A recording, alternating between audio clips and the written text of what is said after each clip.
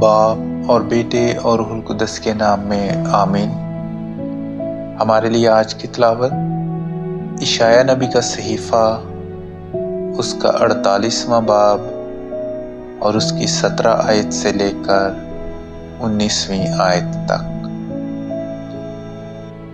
خداوند تیرا فدیہ دینے والا، اسرائیل کا قدوس یوں فرماتا ہے، میں ہی خداوند تیرا خدا ہوں جو تجھے فائدہ مند باتیں سکھاتا ہوں اور اس راہ کی تجھے ہدایت کرتا ہوں جس میں تجھے چلنا ہے۔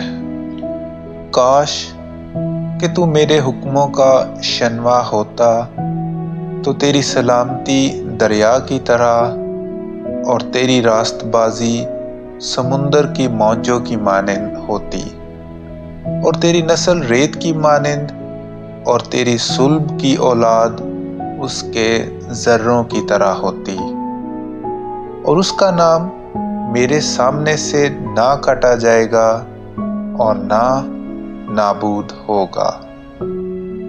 کلام اقدس کا پڑھا اور سنا جانا ہم سب کے لیے باعث برکت ہو۔